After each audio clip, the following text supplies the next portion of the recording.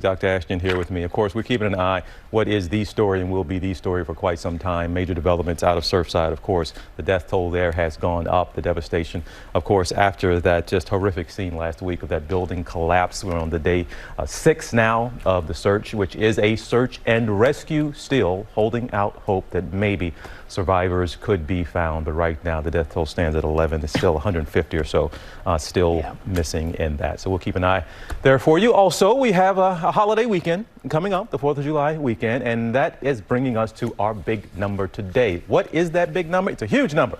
2,167,380, very specific number, and that is how many air travelers were on the move this past Sunday. That's the highest checkpoint volume we have seen since the pandemic started. And since the pandemic started, things got really bad, and things lately have been getting better, at least here in the U.S. Concerns about the Delta variant.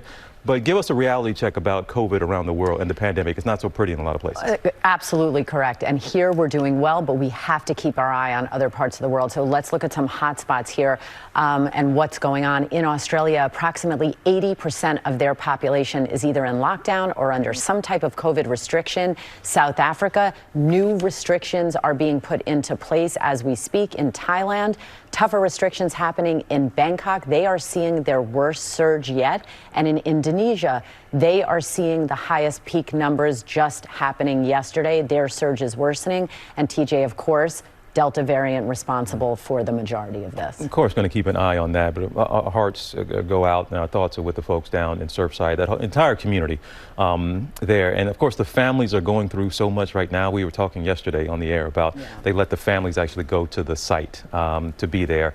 That trauma they'll be dealing with, but the search and rescue, those teams, the trauma they are going through as well, you've been talking about. Well, I saw it in your face because I know you very well, and I've covered these kind of stories. When you are so close, in such close physical proximity to a site of such tragedy and devastation, it takes a psychological toll. Particularly, I want to focus your attention on, as you said, what's going on for those hundreds of search and rescuers.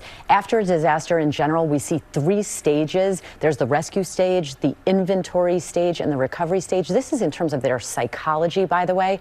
During that inventory stage, that's when you're going to see shock setting in and a range of emotions, anger, grief, survivor guilt. You interviewed families that I could already see that manifesting. And these search and recovery teams, they are trained in psychological first aid as well, but oftentimes they are the ones that need it too. So we're thinking about them as we're thinking about the families of those missing Absolutely. People. Dr. Ashton, thank you so much. Well, hey there, GMA fans. Robin Roberts here. Thanks for checking out our YouTube channel. Lots of great stuff here. So go on, click the subscribe button right over here to get more of awesome videos and content from GMA every day, anytime. We thank you for watching, and we'll see you in the morning on GMA.